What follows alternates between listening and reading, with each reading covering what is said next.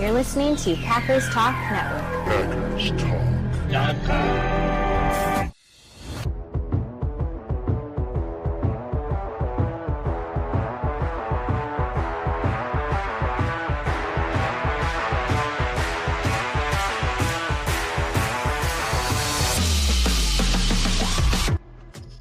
Welcome to the Packers Weekly Podcast, part of PackersTalk.com network.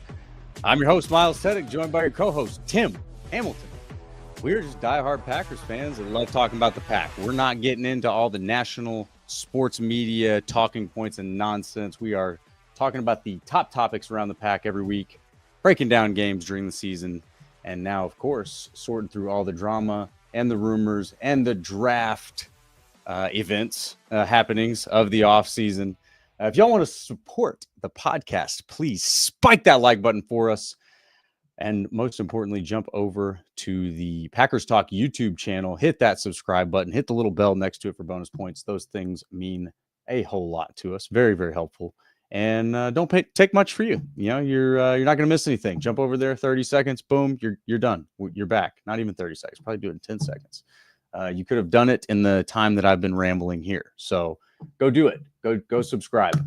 Tonight, we are jumping into a few things. There's obviously a few topics around the Pack right now. Got a few personnel moves, a new D-line coach, a few coaches shifting around, a few coaches still interviewing around, lots of stuff up in the air. So we'll run through those. Who is the Packers' Luka? Obviously, there was a big trade in the NBA over the weekend that jarred the entire sports world. Got me thinking, who's the guy that would just jar the Packers fan base if he got traded? We're going to toy around with that idea and then talk a little bit about the Shrine Bowl and the Senior Bowl. How did those finish up? Who looked particularly interesting coming out of those? Who might the Packers have their eyes on? All of that. It's that time of year. Get started in the draft talk. So that is where we will land this thing this evening. But first, before we get started, a few words from our sponsor, Wisconsin's own Ticket King. For over 30 years, Ticket King has been providing Packers tickets to Packers fans. You can find them on the web at theticketking.com or visit their locations in Green Bay and Milwaukee. For direct links to specific Packers game tickets, go to packerstalk.com/tickets or browse their website at theticketking.com. Tim, good evening, sir. How you doing? Good evening, Miles. I am doing good. How are you? Doing good, man. Doing good. It was a lot of fun at the Shrine Bowl last week. Had a great time. Learned a lot. Very excited to dive into some of that. Obviously, we also had the Senior Bowl, so a lot of fun scouting stuff going on, man. Yeah, I mean there's things going on. It's funny you did the intro here, and we're already off and talking, and haven't even mentioned that the Super Bowl's this week, right? What's that? I don't know. I know it's about as unexciting of a matchup as you could get. I don't think we're going to touch on it very much tonight. There's a little bit of Packers news, and we're going to get into talking about the draft and your experience down at the Shrine Bowl last week. But yeah, Super Bowl. Let's do it, Tim. Let's just jump off right now, right? Let's Sure. If the Super Bowl is the top topic of the week, which technically in the football world it is, I guess. Who you got, man? Let's just cut to the chase. I'm really hoping for the Chiefs, but I'm not it's such a conflicting matchup because I don't like the Eagles. So I'm not rooting for the Eagles. I don't want them to win, but I don't want the Chiefs to win and get their third in a row because then they would tie the Packers, who have done it twice. Though everybody in the national media never brings that up. It's only Super Bowls count. Those championships the Packers won, they don't count. But yeah, I don't want them to tie the Packers. And I would probably be rooting against the Chiefs if it was anybody but the Eagles. So I want the Chiefs. I think it's going to be a really close game because the Chiefs seem like they always play close games that come right down to the end. And it's hard not to pick. It's hard not to pick Mahomes and Andy Reid to figure it out at the end and come up with, one or two plays. Steve Spagnuolo come up with a great blitz call at the end. They just always seem to find a way. So until they, lose one of these things here, and I know they have in the past, but it's been a while. So until they lose one of these ones more recently, I got to pick the Chiefs. How about you? I mean, do you have any interest in this matchup? I have as little interest as I can in a Super Bowl. I'll certainly Yeah. watch it. I'm not gonna pretend like I won't watch it, but you know, I just at this point, I sort of like, I guess, somewhat bend the knee, if you will. I want to see history. Give me a three-peat. I understand that there's an asterisk for how they got there. There's always going to be the Chiefs and the refs against the world, but we haven't seen a three-peat since the Packers did it. Let me see it. Show me the three-peat. I'm rooting for it, and because of that, it probably won't happen. Yeah, you're gonna jinx it, but it's just I think obviously Chiefs and Eagles fans are really into it, but for pretty much everybody else, there's like little buzz about this game. Maybe there'll be more once we get closer to it, but there's not a whole lot of interest or a whole lot of excitement about this matchup. Everybody's kind of just like, it's the Super Bowl. We'll watch it because it's a Super Bowl, but let's just get it over with. Like it's just. It's one of those. Usually, I kind of get into the Super Bowl the closer it gets because it is the last game. It's the championship, and you get 2 weeks to kind of like get into it and break it down a little bit. But I have zero interest in it. I'll watch it, but leading up to that, I could care less. I'm not following it. I don't even know what's going on. I don't care. I hope the Chiefs win. That's all. Yep, that's where I'm at.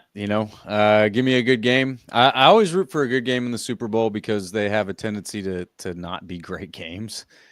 We've had less good Super Bowls than bad ones. So yeah, I root for a great game. But other than that, I've got as little interest as I've had in a Super Bowl, especially at this point. Less than a week away. But yeah, so. There it is, guys. We got a little Super Bowl coverage for you. Now we're done with that.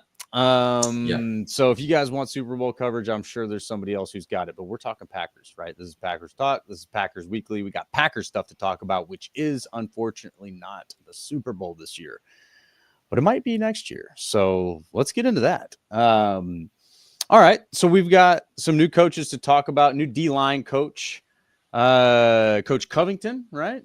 Former D-line coach of the Patriots. Looks like he's had some pretty good units that he's coached. What are you thinking about this, Tim? Are you excited about this? Yeah, I like that they went outside for it. I like that he's young. He's got some energy. He's probably got some fresh ideas. Comes from a different background and scheme, but I think that's also a good thing.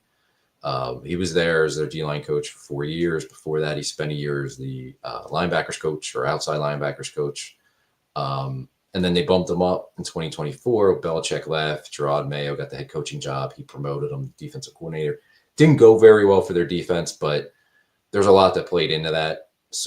And he's not coming to Green Bay to be the defensive coordinator, so don't worry about that. But before his time as a defensive coordinator, they were a pretty good unit up front and pretty consistent. They were very good against the run. They never really had that superstar kind of pass rusher. Like Matt Judon was a good pass rusher for him. But other than that, like they didn't have a ton of guys, and he helped develop them. Christian Barmore, the defensive tackle, he's a pretty good player. A guy they committed to with a big contract last summer, and then he had some issues with his health, so he missed most of the year. But he helped develop Barmore. Dietrich Weiss was another one who's kind of a versatile defensive lineman for him as well. So, yeah, I mean, I like it. I think it's a good hire. Interested to see, what he brings to the table. I think his number one job is clearly to develop the talent that's on hand. Like we've talked about it. We talked about it throughout the season. They just didn't have anybody in that defensive line that played consistently well. They had nobody that got better last season. The guy, Kenny Clark, was invisible for most of the year. Rashawn Gary had some stretches where he was good, but not good enough. And then guys like Wyatt and Brooks and Wooden they never really developed. They never took that next step. They kind of stayed in place or went backwards. So it's going to be up to Covington, up to the players to, find that development path and get them moving in the right direction. Because there's a lot of high draft picks and there's a lot of money that was spent on that defensive line. So it's a really important hiring. I know there were some other reported candidates that they interviewed, at least 3 other guys. 2 of them got other jobs as D-line coaches elsewhere. But yeah, I'm excited for him. Should be interesting what he brings to the table, but Seems like he's an energetic guy. Read some, background about him. His players really liked him. Said that he was a really good technician, which, hey, I'll take that because that's part of development and teaching. So, yeah. Well, I got a quote here from Dietrich Wise about DeMarcus Covington. It says, quote, his level of understanding of the game is pretty cool, in my opinion. He's really been able to grasp the entire spectrum of what a defense should look like. He's a very intelligent coach. It's not like the most passionate endorsement, but right. That's good. That's You good. You want a guy that has an understanding of the game so that, like you're saying, he can develop these guys that you've invested a lot of premium assets in. Yeah. Yeah. I mean, and we've seen what their potential is. We just haven't seen all of that potential come out consistently from them. So that's going to be, obviously it's on the players, it's on Halfley, but it's really on that position coach. And you could just see, it was quite obvious that there was just no progress from too many guys. Other than Brenton Cox, nobody kind of got better last season along the defensive line. So, yeah, it's really important for their defense. It's really important for the team. I mean, I even bring up Lucas Van Ness, but we're 2 years in the first-round pick who hasn't done a whole lot, hasn't produced. It's unfortunate, for him too, because this is another year. He's 2 years in the NFL. He's going to have another defensive line coach.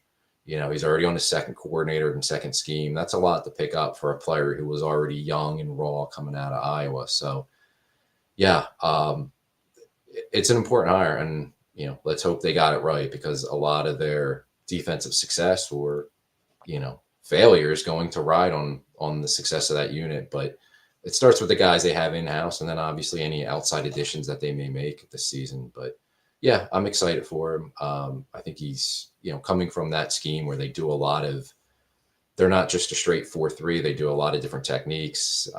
They line their guys up in different spots. I think that'll be very helpful as far as a teaching tool for his defensive line room. Yeah, I agree. This seems like a guy who can develop talent. He's had some pretty good units under him the last few years. The things that these players are saying about him really line up well.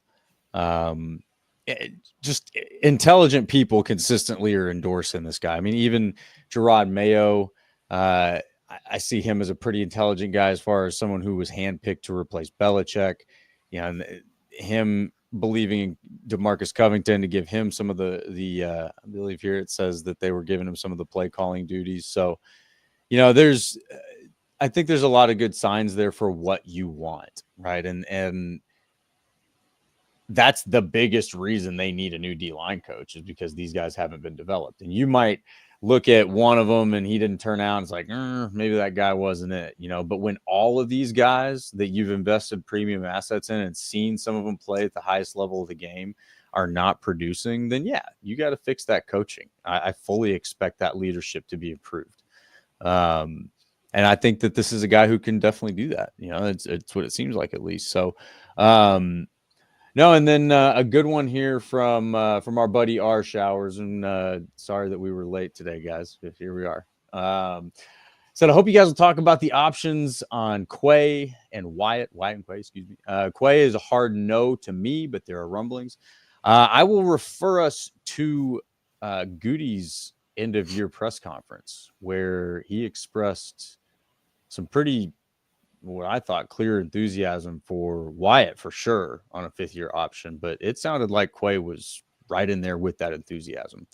I don't know. Did I misread that, Tim? What do you think? It did sound like that. No, I agree with you, and it was more enthusiasm than I was expecting for that. But I'll also say his end of season press conference last year, even into the combine, he was saying Aaron Jones was going to be back on the team, and we know that didn't work out. So we'll see. I think Quay to pick up his 5th-year option, I think it's something like $16 million he would be guaranteed, and I want to say why it's like 13 or 14 million guaranteed. They pick up, that's a lot of money to pick up for those two guys. And I like Wyatt, but we've only seen flashes. Like I think he started off well this season, got hurt, came back, was quiet, had a couple of good games, and then kind of fell off again. And with Quay, we saw that little bit of stretch of games in November where he was playing well, and then he got hurt. but we saw him. I think he was better, but I certainly wouldn't pick up the option. I could see them doing maybe kind of short-term deals with those guys, one of them or both of them. So Quay's not making $16 million a year, but maybe he gets a couple years of a deal at a lower number, kind of like what they did with Jordan Love when they were picking up his 5th-year option. They didn't actually pick it up; they just signed him to an extension, which he eventually they gave him the big mega contract. So maybe they do that.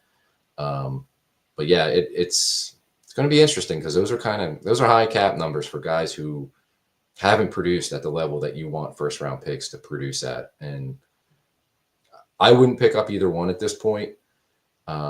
I would make them prove it going into next season. And, especially Wyatt, if they have either one of them or both of them have breakout seasons, then maybe you consider signing them at that point. But I was surprised with how enthusiastic he seemed and how much he expressed that they wanted to keep them in long-term in Green Bay. So we'll see how it plays out. That could have just been some, he didn't want him trying not to say anything leading to what they really want to do, and it is poker season. Yeah. So we'll see. There's a long way. I think they have to pick those 5th-year options up by May, like right around the draft. So we'll see. There's a long way to go between now and then. Definitely. And, you referred to the Aaron Jones situation. I think this is a little different with those options. I would imagine those guys take that if they get those 5th-year options. I don't imagine Wyatt and Quay would be like, nah, I'm good. Oh no, they pick. It's automatic. Yeah. Right. So the Jones thing's a different situation, but I'm just saying, like, sometimes he'll say things and they something don't different happens. Yeah, right. Exactly. But that's the only information we really have right now, and there was definitely some stuff that happens at the Senior Bowl, and there's a lot of scouting going on, a lot of figuring out, certainly a lot of trade stuff flying around. My goodness, all across the sports world, trades happening, trades being demanded, and trades being presented, all sorts of trade stuff. We're going to jump into that stuff. But yeah, the front office has a lot to process right now. And with that, I think, yeah, you're right. Like, things in press conferences change quick. So, but what we do have to go off of, with that, he sounded enthusiastic about both Wyatt and Walker. I'm on the optimistic side with those guys. I think the guys in the building got a much better look at the development of Quay Walker and Devontae Wyatt under Hafley's system specifically. We get to see what happens in games and a little bit of what happens in practice, but mostly not what happens in real practice. In the film room is a big deal. The weight room is a big deal. But you kind of figure out who's going to be a vocal leader. I have a feeling that Quay Walker is turning into a little bit of a leader off the field, and they seem to be embracing those types. You could say probably the same thing about Christian Watson. And that doesn't show up on the stat sheet as much, so it's harder for fans and guys like us to sit around and use that as a real measuring stick to say, no, they should keep him. But there seems to be a very strong optimism around these guys within the organization. And, not just the end of season press conference, but it seems like they really are impressed with the development that they saw from Quay Walker and Devontae Wyatt specifically throughout the season. So I wouldn't be surprised by it if they pick up both of the options. I really wouldn't. But yeah, the offseason can change a lot of things. You see who you can get. You go off and you get a Max Crosby, and that changes everything. You go off, you get a Myles Garrett, and that changes everything. So yeah, you just got to see what happens. But Afam, what's up, man? Leading the Packers training room. That's funny. No, that's not what I mean. But these guys are developing into leaders somehow, because GMs and coaches don't talk about it for no reason. But yeah, so that's what I don't know. Like, I think what we got to see is how these things unfold here. But most of all, right now, we do have a new D-line coach, but really the staff is just kind of ebbing and flowing, right? Are we done losing coaches yet? What do you think, Tim? Are we done losing coaches? You think we'll see? Oh yeah, we'll see, because I know one of the defensive quality control coaches went down to Jacksonville with Anthony Campanelli. So maybe I'm hoping they're done. Stanovich didn't get the job in Houston, though he interviewed for it. So it looks like at this point he'll be back. He did interview in Houston and Seattle for the OC jobs. He interviewed the Bears for the head coaching job. So there's interest in him. Obviously, they lose Anthony Campanelli, which sucks because he did a good job. I mean, he helped develop Edgerrin Cooper. He, no matter what you think of Quay, he helped develop Quay, so we did see some better play out of Quay Walker last season, at least at times. And, from the day he got there, LaFleur and Hafley raved about him. So he's a guy who had options as well. I mean, Penn State and Notre Dame contacted him about their jobs in college. And so it's a shame they couldn't keep him at least another year, because Hafley's a guy that got a head coaching interview. And if their defense is really good again next year, he's going to get more interviews and we might lose him. So Campanelli could have been that, guy on your staff that you could promote if you do lose Hafley down the road. But unfortunately they lost him. It sucks. They only got 1 year with him. But yeah, I think for right now, it looks like they're probably done losing people. We'll see. I think it's a good thing that they have so many coaches and even executives getting interviews around the league. John Eric Sullivan, who's Goody's number 2. I think he got 2 or 3 GM interviews. We saw Hafley interview. We've seen Stanovich. We've seen Campanelli, obviously. Like, they have guys who other teams are interested in. And as Packer fans, we don't want to lose these guys. We want to keep all the good coaches. But it shows that you have a good front office staff, a good coaching staff, if other teams recognize that and are trying to hire away your guys. So expect that to continue. As long as this team is successful, teams are going to want to hire from successful franchises. They're not hiring too many people that were, in Jacksonville or Carolina. So yeah, it's part of the business. It stinks, but you also got to be happy for those guys to get promotions, and for sure. And trust that they can replace them well, because the Hafley hire so far has been a home run. So you got to trust that between Matt and Jeff Hafley that they can find a linebackers coach, whether that's on staff or somebody outside to replace Campanelli. But yeah, a little bit of a turnover, nothing, too significant, I wouldn't say. The coordinators look like they're going to be back, but yeah, I think it's going to be something that this time next year, they're going to be dealing with it probably a lot more than even this offseason. Yeah, that's what I would guess. And that's kind of what I was braced for. Part of me felt like Hafley might end up taking off this offseason, although I do believe that would be a little premature, but this league can be premature sometimes, So, yeah, I think that we are probably done losing guys. I will add a little bit of insight from the from the Shrine Bowl this past week. Sean Duggan, Coach Duggan, is currently on the Packers staff as an assistant linebackers coach. I've heard some rumblings that he might be a favorite, or at least, one of the preferred guys to take that position or interview for that position, left by Campanelli. So for what that is worth, the players at the Shrine Bowl seem to respond really well to him. He was on the East staff that shut out the West team in that game, which at the beginning of the week, and this is just my own eyeballs and opinions, not really worth too much. I definitely would have said that the West was the more talented team between the two. I really believe, and this isn't just Coach Duggan, but I think that whole coaching staff on the East did a phenomenal job. And I want to actually bring this home. So a fun debate we always have, as football fans, especially as postseason creeps near, do you take a week off? Do you take the bye week? Do you rest your starters in week 17, whatever, week 18, all that. I wasn't sure what to expect in watching these two teams prepare for a game for each other throughout the week. I almost expected their schedules to be very similar, their practice schedules to be very similar. And they were very different. It was very clear that two different coaches were in control. And the final day of practice, I feel like I hope I'm not like selling anybody out here. The final day of practice, the West team came in and they were no pads, and it felt very much like a walkthrough. The East team came in, and it was a full practice. Pads on, full speed, full practice. Wow.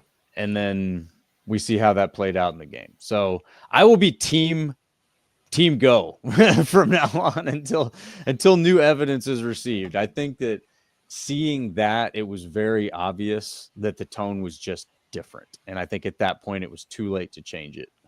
And not that I would have expected one team to get shut out, but I definitely expected the East to win that game going into it the way that they had that last day of practice.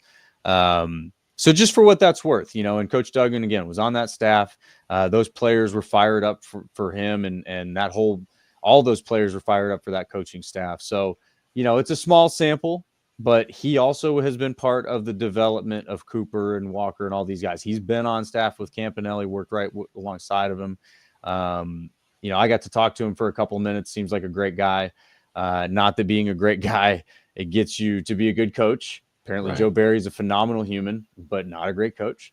But yeah, so I'm kind of team Duggan because I got to go out there and meet him and see him in action a little bit. But that is one, just for what it's worth, he might not be a bad replacement.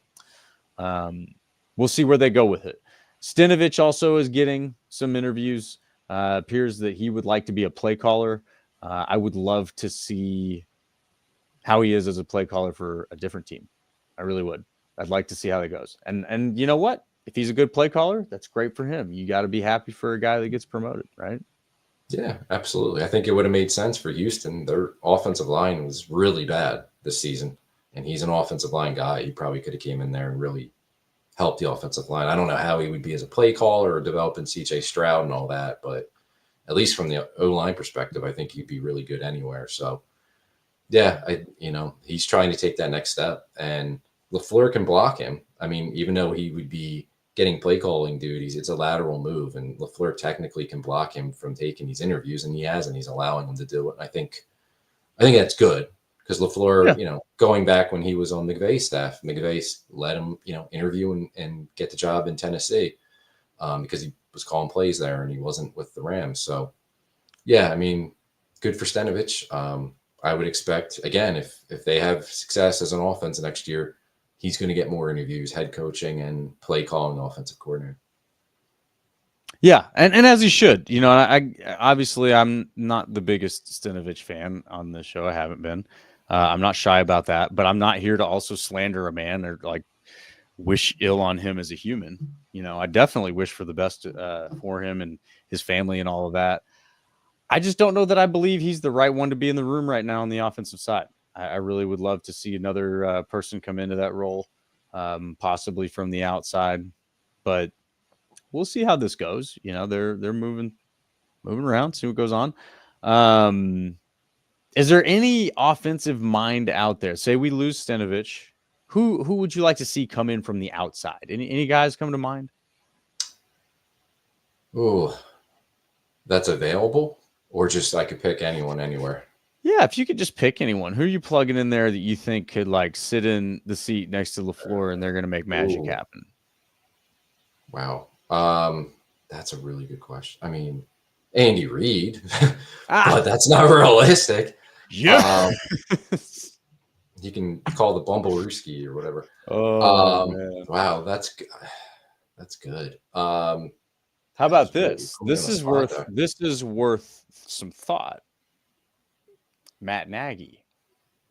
No, I can't get over what he did with the Bears. No thanks. I can't either, but I feel like that's something that could come up.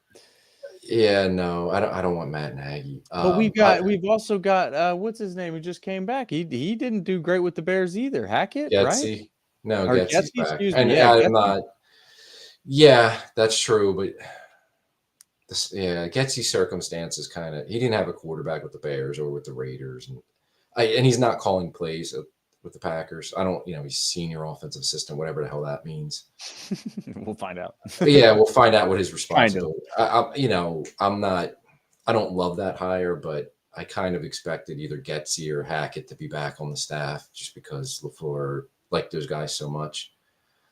Yeah, that's a really good question. I have to think about that. Like as far as a non-head coach, because we could say Andy Reid or Shanahan or McVay, they would be pretty good to have on staff, but a non-head coach that could really help. That's a good one. I'll have to think about that Yeah, one and get you we'll an have answer. to That's toy around with that. Maybe we won't have an answer by next week. Who knows? There's a lot of time to talk about it, but that's food for thought. Because I have chewed on that a little bit, but I'm not sure. I'm really not. I start to want to dig around in the Mike McDaniel's camp, see if he's got any interesting assistants that would be fun to pluck. Shanahan, he's always got a valuable tree to pluck from. So there's a few that I'd be interested to see if you could grab. Shanahan, especially if you could grab somebody out of his staff, especially after sending Saleh back to his staff after giving him a whole year inside your facility. Damn it. That just doesn't sit well with me. You need some insider information coming back your way. So that might be one I would look at. But yeah, there's some guys. And I'll say before we move on from the coaching news too, I think Sean Mannion getting the quarterback coaching job's an interesting move. It's interesting. I'm not mad about it. No, and I'm not surprised. But it's just kind of interesting that they go from Tom Clements, who has a million years of coaching experience, to Mannion, who has 1 year of coaching experience. But I kind of like, he's only been on staff for 1 year. Before that, he was a player with the Vikings, with the Rams. He's probably got some different ideas maybe than what was in the building, which I think is a good thing. He's also spent that year learning from Clemens and LaFleur, so he can, he knows the offense. He knows what they want to teach Jordan Love.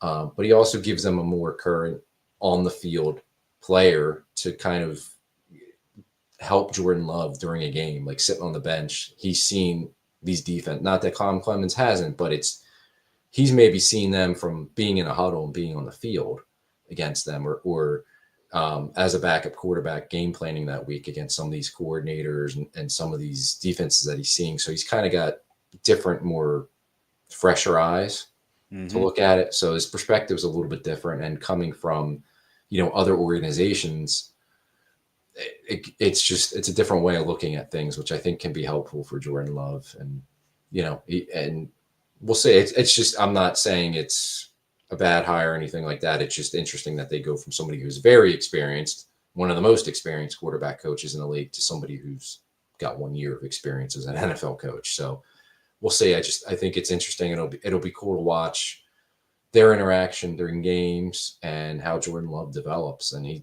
Sean Mannion's going to have a big role in that now. And he was, in demand as a young offensive mind for a quarterback or assistant quarterback coach role when the Packers were able to snag him. So I'm interested to see how that plays out. I agree with you, though. I think that, Jordan Love has spent several years now with Tom Clements and has gotten to soak up a lot of that knowledge.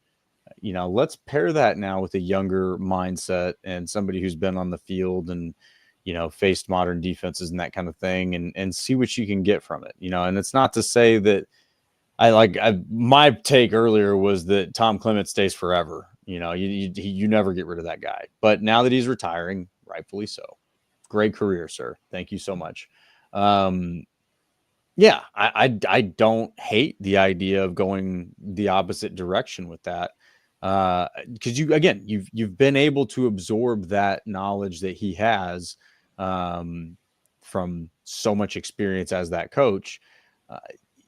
It's not that it's just no value there, but it's just, a change of perspective can definitely add to all of that foundational knowledge. So that's the way I see it. I'm okay with that. I'm looking forward to seeing how that can play out. Yeah. My criticism of Stenavich has been who's going to, develop a quarterback. That guy's not. And they had Tom Clements there. Sean Mannion, I don't deny that he might be able to develop a quarterback. Let's see him do it. But yeah, so it'll be interesting, I think, over the next couple of weeks to see how the staff takes shape. We got free agency coming up over the horizon as well. But who is the Packers' Luka? And for those of you who haven't followed along with the sports world, Luka's kind of a unique name. There was a jarring trade that happened in the NBA this last weekend. and we don't deviate from Packers football. So we're going to land it back here with who's the Packers Luka, or maybe who's the Luka of the NFL, like who's just the least thinkable tradable player.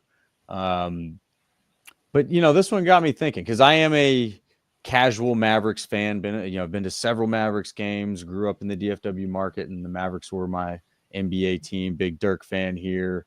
Heartbroken after 06 when they lost. Just elated in 2011 when they won. That was just awesome. But I don't follow the team like I follow the Packers, right? Like, you'll never find me on a Mavericks podcast. But this felt personal. Like, taking that player out of the Mavericks felt personal as a casual fan. Is there a player on the Packers roster, if they traded him tomorrow for a bag of chips, that you would just like be insulted by it? Well, yeah. I mean, Jordan Love's the obvious one, but we've seen them trade 2 franchise quarterbacks, Hall of Fame quarterbacks before, right? Whoa. That's totally different. That's when you're saying, look, these guys have served their time. Like, this is all they got. It's different point in time in the career, Luka, right? for context, he's 25 years old, easily one of the top 3 best players in the NBA right now when he's on the court. Everybody hates a guy that gets injured. But yeah, like, who's the guy? And I say a bag of chips. They got a couple good players for him, but the idea is they should have gotten way more for Luka. I mean, they got 1 first-round pick for him, and then somebody else, so I don't even really know. I think like the team got like 5 first-round picks for him, something like that. So Anyway, I'm not a good basketball fan or NBA fan. I do like the Mavericks just because that's who's been my hometown team. I was offended by the trade that happened over the weekend, and it just got me thinking about the Packers. Yeah, I think the obvious answer is Jordan Love. If you trade off Jordan Love for like a 3rd-round pick tomorrow, I'd be pretty upset by that. I just feel kind of like my intelligence is insulted by that. What about McKinney or Jacobs? Right, because they're in the prime of their careers. We just signed them. They had monster seasons. I mean, they changed their units, right? Like, the defense is different with McKinney. The offense hasn't the attitude and the physicalness that Josh Jacobs brought completely changed the look of the offense. They became a running team. Could you imagine getting rid of those guys after just 1 year? Yeah, I think that might be a good comparison for the Packers right now. Again, outside of the obvious with Jordan Love, but Luka being 25 years old, and one of the things is the players that came to Dallas did so to play with Luka, right? So if this offseason you get a Devontae and a Max Crosby say, I got to come play with my guy Josh Jacobs, however that ends up happening, guys, this is fantasy land right now.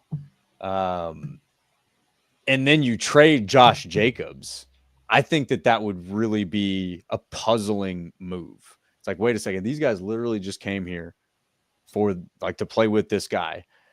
A great running back is typically like a foundational ingredient for a Super Bowl run or a great running game. Why on earth would you just get rid of that guy? When you're like supposed to be going for a Super Bowl run, I mean, the Mavericks, that's kind of where they were at. You had the pieces around Luka and they were ready to go.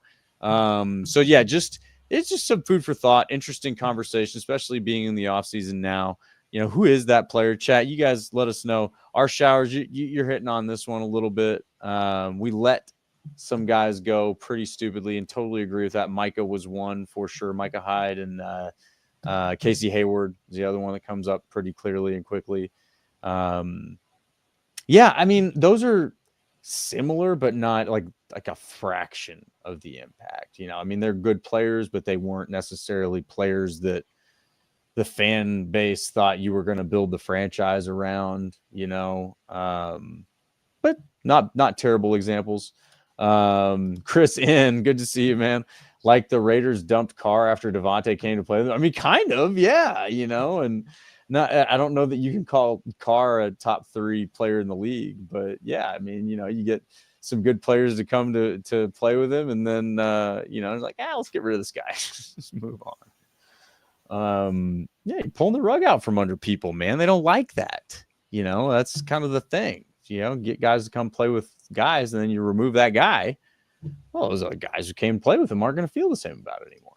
But anyway, so what do you think, man? Well, like outside of the Packers, who's like the most unthinkable traded, like untradeable player in the league? Is it Pat Mahomes? It's got to be. I mean, he's the best player right now. He's got all the rings. He's working on getting another one real soon. Yeah, I mean, he's one of the best quarterbacks of all time already. So yeah, what if the Chiefs in the middle of this season traded Pat Mahomes away? That would be more jarring than the or if they win it on Sunday and then they in the offseason decide they want to move on. Oh my gosh. Could you imagine that? Repeated. He can't four-peat though. We're gonna move on. Right. Dang, man. Wow. I mean, he's got to be. But you could say that about, Josh Allen, Lamar Jackson, the top Joe Burrow, the top quarterbacks. Like it would any of that would be stunning. But yeah. I mean, the NFL is the ultimate drama, so you never know, and there's always surprises. So absolutely, now full of surprises, and now we're talking trades. There's obviously a lot going on out there. Myles Garrett demands a trade. I think Max Crosby has been softly saying that he wants a trade, but hasn't like formally demanded a trade. He's still got like one foot with the Raiders, but he's like, I might put this other foot outside the Raiders, guys. I don't know. And then the Devontae stuff is kind of fun, right? He puts the green and yellow shoes on and puts that on Instagram. He's just trolling. He's a troll. Yeah, he's a classic troll. So, take that for what it's worth. But yeah, there's some stuff that could happen this offseason. The Packers have plenty of capital to play with. I mean, what's in this case, and let's not make this about Luka anymore, but let's just talk trades here, man. This is kind of the fun topic on Packers Twitter right now. Is it Myles Garrett? Can you make that happen? Myles Garrett plus Newsome. Can you make that happen? Give me a realistic trade that you think you can make, Tim. Not a fantasy trade. Yeah, I mean, I think for all these top guys that you're talking about, I guess it's not a rumor anymore. Myles Garrett came out and said he's requested a trade, but yeah. I think it's such a low percentage chance that they are going to make a move for any of them. So, like, just take Myles Garrett. Like, is he worth it? Yeah, absolutely. I know he's turning 30, but he's going to be one of the best defensive players in the league for the next 3 or 4 years. Is that fair? Right. And I've already seen he's their Reggie White. He's Goot's Reggie White. Well, yeah, maybe, but Reggie White was a free agent. You didn't have to trade draft picks for him. And we know they don't like to trade draft picks, especially high draft picks. They've never done that. So you're going to have to trade multiple picks. You have other teams that you're competing with, teams that are ahead of you in the draft that can, you have the 23rd pick. Somebody up there much higher is going to be able to offer a better draft pick. And then you got to fit him in cap-wise or redo his contract, which is probably the more likely thing. I would love it, but I don't think it's going to happen. I'm sure Goody's already, had his feelers out with the Browns. I'm sure he's in that conversation. He's in every conversation. He's in the Luka conversation. Did you know that? He was offering for Luka. Nobody was in the Luka conveation. A Goot found his way in there. He made a phone call. He was getting Luka. It's impressive. But all of those conversations. I would love Myles Garrett. I don't think it's happening. Devontae, I don't think Devontae's getting traded. I think he's going to get released and be out there. I think that one, it makes a little bit of sense, right? Like, if he's out there, he's not going to get as much money as he got on his last contract from the Raiders. He's still going to get paid pretty good, but not as much because he's older now. And I can't see him just going to the highest bidder unless they have a quarterback. Like, at this point in his career, unless he just doesn't care and he just wants to pay. I don't think he's chasing money at this point. He's got a Taco Bell in his house. He doesn't need money. And he was miserable with the Raiders once they traded Carr and didn't have a quarterback. Like, does he want to do that again?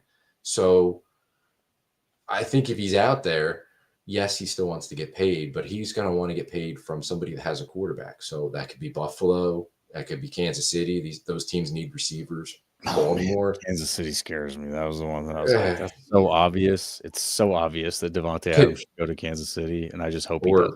Could you imagine him in Buffalo, Josh? Like, I mean, that would be great too, but Kansas City, man. Right. But, like, my point, that Packers have a quarterback. Like, so if they wanted to be in it, I think they could. I think he would be fine coming back. I'm not sure Goody would want him back. But it makes some sense. Like I think he would be good for that room. And he would be good for that room. You don't have to feed him the ball as much as you did with Rodgers, right? Because that was a Rodgers thing and him. Like, yes, he's still going to want the ball a lot, but he's not going to throw a fit if he doesn't get it, as long as you're winning games. I don't think he's going to want it or need it at the ridiculous rate that he was getting it before. Right. And they know who he is as a person. They know what he could be in the locker room, what he could be in the receiver room, leading those guys, and he can still play. It makes some sense. I just don't see the Packers going back down that road again. And then, I mean, Cooper Kupp now is available. And I think if you're adding a veteran receiver, you're taking Devontae over Cooper Kupp. I would too. I just think Cooper Kupp is going to be cheaper, but he's got the injury issues and he's starting to look like he can't separate the way he used to. Like the lower body injuries he's had, it's affecting him. Like I still think he's a decent receiver. And would help the Packers, but he's not Cooper Kupp of 3 years ago where he would be awesome. That's why they're getting rid of him, is he's not that guy anymore. Right. So yeah, if it's between the two of them, Devontae all day. But yeah, I know there's a lot of names, some big names out there that would be awesome in Green Bay, but it's not that simple. Like there's a lot that goes into it, especially when you're trying to trade for like a Myles Garrett. That's a ton of money.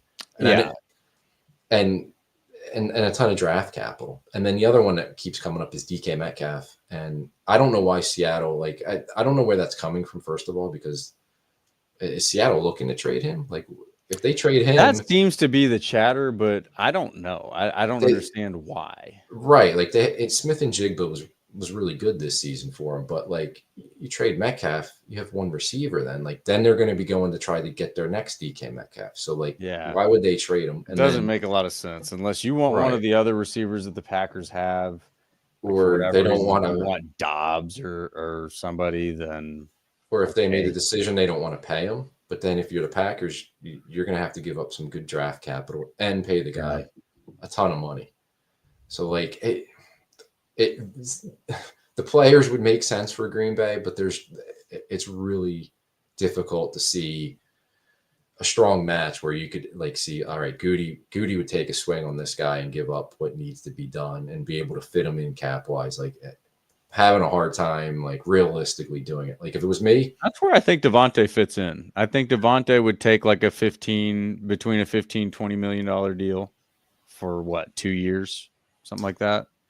And I think if he did that makes sense. But like, I just don't think he's chasing money at this point. And probably he knows not. He knows Jordan Love is a quarterback. He did get to play with Jordan Love as a quarterback, and he knows LaFleur's offense. Like, there's just a lot of knowns there that both sides benefit from having those versus bringing in somebody you don't know, personality you don't know, a skill set you don't know, somebody who doesn't know your offense.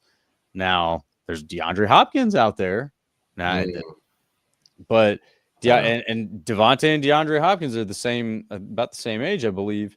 But yeah, I mean, Devontae's got a lot more left in the tank. I think so too. And I think that he's got a lot more to teach these guys. DeAndre Hopkins, I think, he has great talent, great ability. I'm not sure he has teachable qualities the way that Devontae does.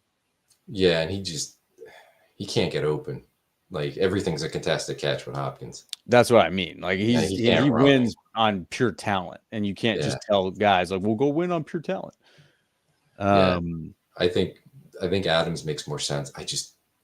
I don't know. Do you really think Goody would be okay, like paying him again and saying, "All right, everything's water under the bridge. We still really like him." A problem. I mean, I think that. If there was a problem the last time, they wouldn't have done him the solid of trading him to the Raiders. You go off and you get the highest value you can, which they got a decent package from the Raiders, but there's some unreasonable teams out there that do dumb things that probably could have given you a higher return. No, I don't think there's bad blood there. I don't think Devontae made his decision because of the Packers organization, although there was like the thing about him and the money and they didn't offer it until later and all that. I think it was more because of Aaron Rodgers, man. He didn't know what Rodgers was doing. Rodgers is saying one thing about not wanting money and then taking a whole bunch of money. And it's just like, dang, man, you took all that money and you knew Devontae was trying to get paid. Like, I have a feeling that was a lot more what that was about. I think it was the contract. I just think he wasn't getting what he wanted until too late, and the Raiders were giving him more earlier in that contract. And sort of like it was structured differently. Stability. Yeah, it was a money thing. Like, as much as he wanted to be closer to family and play with Derek Carr's, college buddy, like, it's always about the money, and that's what it was. And yeah, it would obviously, if they would have to work out money wise still, but he's not going to get paid at that level that he did from the Raiders when the Packers traded him. So maybe it's more realistic at this point. And I think it is, just because I don't believe that Devontae's chasing money. Again, and it's fun to say he's got a Taco Bell in his house, but he's got endorsements. He's made big contracts. I think before it was important for him to say that I'm the highest paid receiver because I am the best receiver in the league. Great. You achieved that. Now you're floating around. What are you chasing? You're chasing rings, man. If you're chasing rings, you can't chase dollars. You got to take the dollars they're willing to give you. And I think he knows that. But what's the difference between making, $15, $17 million a year or $25 million a year right now? Like, he's already made millions in these contracts. He's got endorsements. It's not a big difference. What the difference is getting a ring. Do you want to go somewhere where they don't have a quarterback, or they're trying to develop a young guy that you don't know? And they'll pay you all sorts of money to hang out and be on a bad team. He went through that with the Raiders, right? And they had the situation. They were closer to his home. His family was there. He's been through that. I don't think he wants to go through that. So I think he's much more likely to go to a team that has a quarterback and therefore has a chance to win, because cement your legacy as a Hall of Fame player, and you can do that by playing really well in the playoffs and getting a ring, right? Exactly. And that's he's the made one it thing clear missing. Legacy matters to him. He has made that very clear. All right. Well, that was fun toying around with some rumors there. A couple things going on. We'll see what happens. It's clear that Goot is in every conversation, guys. We know this. So let's just let that happen the way that it shall. But it is draft season. It is team building season. I was at the Shrine Bowl last week. The Senior Bowl was also happening. So we've learned a lot about some of these players so far in this process. We'll learn more at the Combine. And then we're going to dive into our weekly segments of going through different positions as we get through the draft season leading up to the draft. So that you guys can get a feel at every position for the type of player and a few names of players that the Packers may be considering, right? Because there is a mold, right? There's a mold that the Packers typically follow. Sometimes they deviate, not very often, but sometimes they do. So we're just going to highlight that. We had some fun last year doing it. We caught on to some players that did end up being drafted by the Packers, like Jordan Morgan, we talked about very early on in the process. So just trying to help you guys know what's going on, knows who's out there. When names get called on draft day, you're like, I know that guy. So for me, my top three players will start with the Shrine Bowl from last week. Obviously, I've got a little unfair advantage because I spent a lot of time around these guys in practice and then watching the game. But the guys that I came away with is kind of like a combination of being impressed, but also guys that I believe the Packers are interested in have been watching. The list excludes receivers. I love the receiver position. I do think the Packers probably are scouting the receiver position.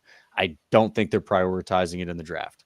So we'll just say that. So doesn't mean that there weren't good receivers at the Shrine Bowl, but I didn't focus on that position. So my guys, Bryce Cable he played tackle for Kansas, now is shifting into the interior.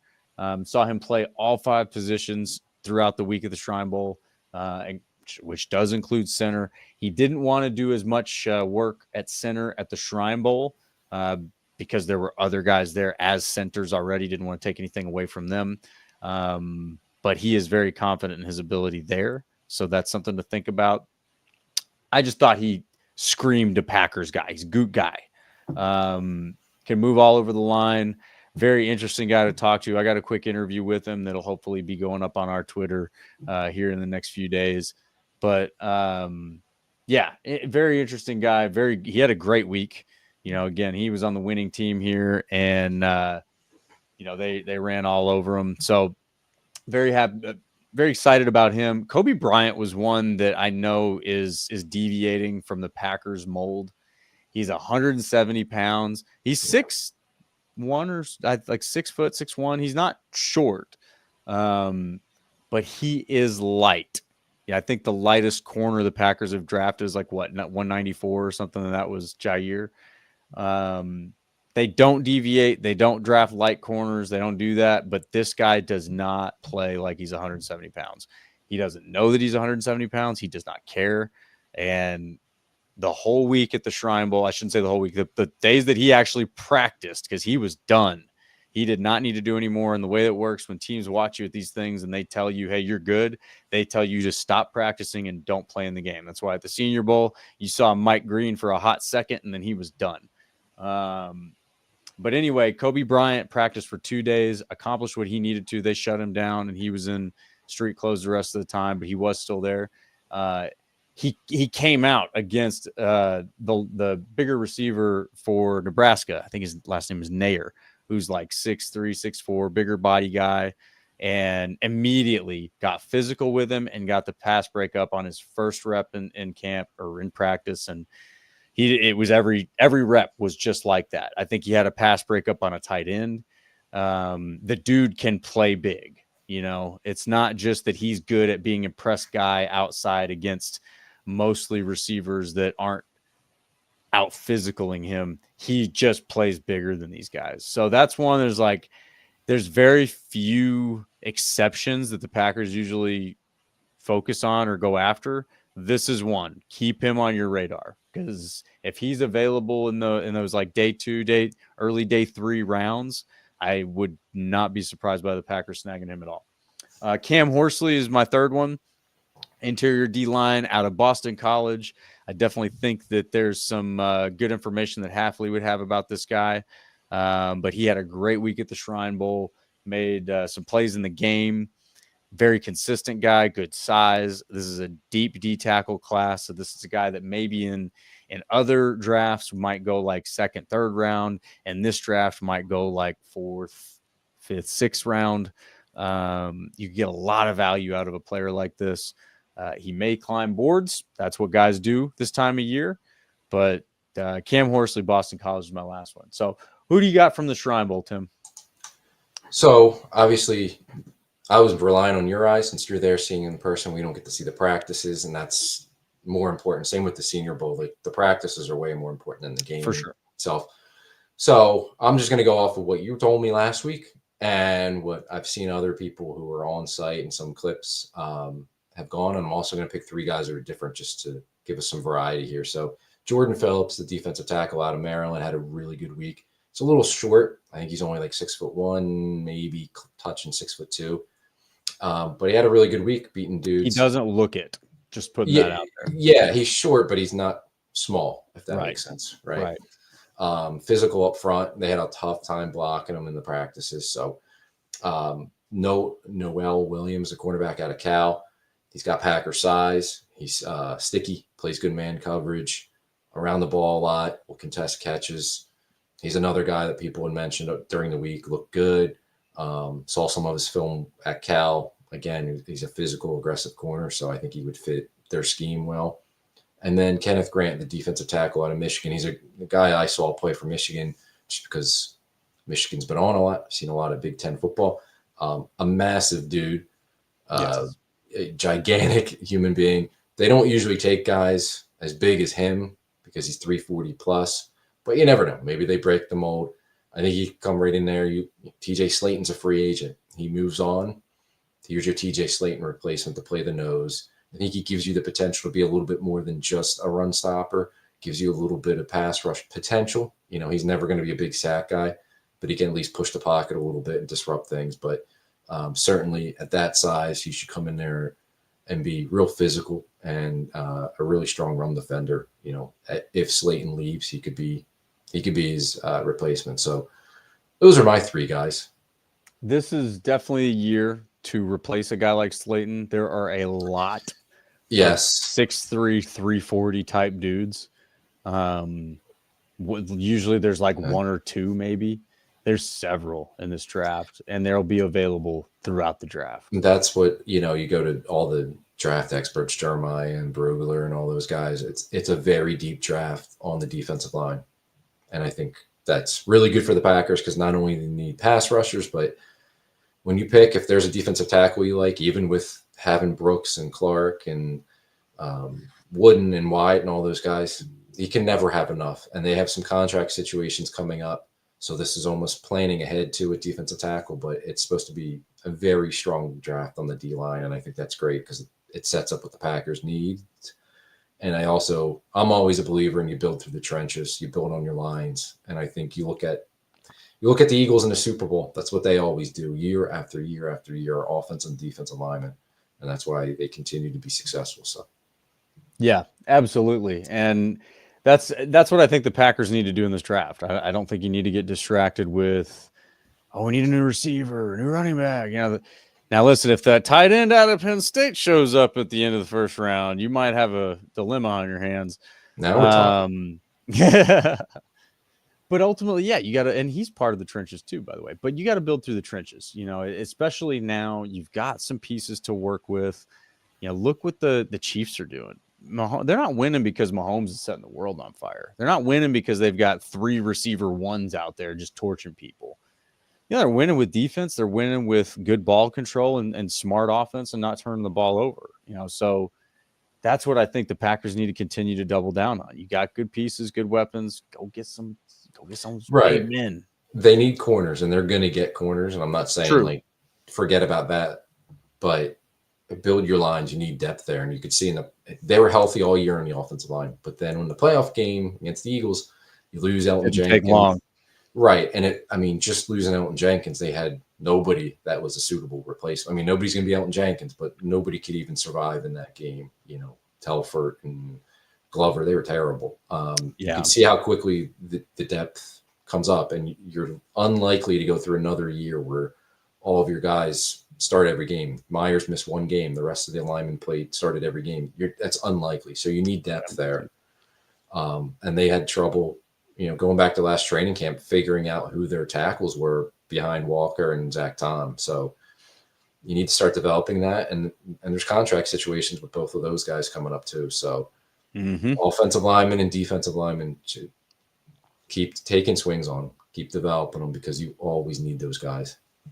And they're very good at finding them after the first round, so especially in the offensive line. Yep. Yeah.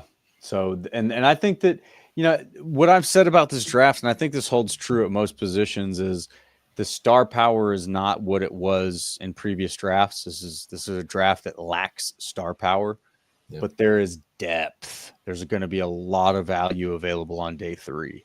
So just strap into that. You may not see a bunch of names that are super exciting to hear about, but there's going to be some good players that come out of day 3. You can find starters on day 3 in this draft. Yeah, the draft is going to be a little bit different this year because it doesn't have those quarterbacks at the top who everybody's going to be talking about. It's not a good draft for quarterbacks, but there are still some really good football players. They just might not be quarterbacks, or there's some good receivers, but they might not be Malik Neighbors good. They might not be instant impact superstar receivers. Exactly. So yeah, like you're saying, it's more about the kind of the grinders, the meat and potatoes guys, Yeah, and I will say, if they are going to go the receiver route in the draft this year, in that day 3 range, that 4 to 7 range, there could be some big receivers available. There could be there's some guys that are 6'5", 220. There's some big receivers out there in this class. Again, not star-studded. You got your guy at the top, Tito or whatever his name is, Tedoroa. We'll figure it out. McMillan, yeah. McMillan, yeah. Okay. Kid from Arizona, but and he's big, but he's not even that fast, right? He's just a big guy. So it's not even that the top of this thing is where you're looking at Marvin Harrison Jr. going, this guy is the entire package: size, speed, production, all of it. Kid from Arizona is good. He's got size, really got production. Really sticky hands, stuff like that. But even then, he's probably a second-round pick in last year's class. You know what I mean? Like that. I potentially. We don't need to get into all that argument, but yeah. So that's where I'm saying is like just be patient with this draft this year because if the Packers end up trading back, I don't think that's a bad thing. As much as I think you need quality over quantity, I just think that it could be tough to find the value you're looking for in the earlier rounds of the draft. Right, and it's funny you mentioned receiver because that can transition us into the Senior Bowl because there were a couple guys at receiver that stood out, and one of them on my list was Jaden Higgins, and I think he's one of those receivers. Oh, yeah. He's a Packer type receiver. We'll see how he tests, but man, he's fast from what I understand. He's got really good size. He's 6'2", 215 plus, and he can run routes and get open and separate. He was running routes that we've seen some Packer receivers. I don't, was one that we talked about earlier that can run some. Yeah, he was just breaking guys off at the line of scrimmage with some of his moves. It was awesome to see in practice, along with the size, and he's got speed for his size. I think he's one of those guys like he's a Packer kind of receiver, and I could see him being a second-round receiver. Would make a lot of sense for them. But yeah, I think Higgins had a really good week. You're going to talk about your guy at receiver, but before we get there, I just want to mention Darius Alexander, defensive lineman from Toledo, was incredible. He's a name that is going to start climbing up these mock drafts and these draft boards and stuff like that. He may find his way into the first round, if not second round. He's got good size. He reminded me of Kenny Clark, and I don't like making that kind of comparison, but he reminded me of Kenny Clark the way, he was moving and the way he was beating guys in one-on-ones at the Senior Bowl. And then another pass catcher, this is a tight end that stood out to me, Elijah Arroyo from Miami. I know the Packers don't necessarily have an immediate need for a tight end, but, Musgrave, the questionable health, it's a big year for him. And they certainly could use a third tight end or somebody pushing Musgrave. Wouldn't surprise me if they take one at some point in the draft, probably more so on day 3, to be in that competition, as the number 3 guy, but maybe as an eventual replacement for Musgrave. So yeah, Arroyo, he got open real easy at times. He looked real smooth running his routes, and he's got decent size as well. Not sure exactly where he'll go in the draft. He may be a day 2 guy, but just somebody that stood out to me down there. But getting back to the receivers, I know you like the kid from TCU who made the big catch to win the game. Yeah, Jack Beck. I think it's Beck, right? Is it Betch or Beck? Beck or Betch. Yeah, I don't know exactly how he pronounced his last name. Yeah, so I got asked about him by one of my buddies, TCU Horned Frog. Shout out Spencer. Earlier this season, and the first thing that came to mind when I looked at his film was Jordy Nelson. And I think he's been getting a lot of Puka Nacua comps. Yeah, but I keep seeing Jordy Nelson. I just see Jordy Nelson. I see a guy who's a good athlete. He can get open. He can create separation. I don't know how fast he is, but he's fast enough. He's big. He's strong. He looks like Jordy Nelson to me. He looks like a guy that's going to win that skinny post every time. You're going to have a hard time hitting him if he comes over the middle. And oddly enough, the Packers need a guy like him. You don't necessarily need the Jordy Nelson that takes the top off the defense, although that would be nice to have whenever Christian Watson's not available. But that guy who's getting you first downs reliably, you need that guy back. For a while, it was Devontae Adams. Jack Beck looks like a guy who could be that kind of guy. The way he can turn his body and twist his body, adjust to throws, it looks like Jordy. Like especially along the sideline, going up and getting balls, but having to adjust to throws in certain areas and get his feet down. It looked like Jordy Nelson. You're right. I saw that as well. So they had a really strong comps in my eyes there. So would love to see that find its way to the Packers. But yeah, great week at the Senior Bowl by Jack Beck. He was voted MVP by the opposing DBs, I believe. Great week. Great tribute to his brother who was lost in that tragic event in New Orleans on New Year's Day or New Year's Eve, whatever it was. Yeah, so just a neat experience for him overall, and he is very much a Packers type guy, a guy that I would love to see end up with the Packers. Again, I will tell you guys, I don't think the Packers are going to draft a receiver this year. I would not be mad about it, but it very much to me feels like the way they treated the cornerback room last year, where they'll probably add a veteran body. Not that they did that last year, but you keep Nixon. You got Jair, you've got a mix of youth and veterans in that room, and you just don't feel like you need to add to it, except for the Kalen King pick. I feel like that's how the receiver room gets treated this year in the offseason.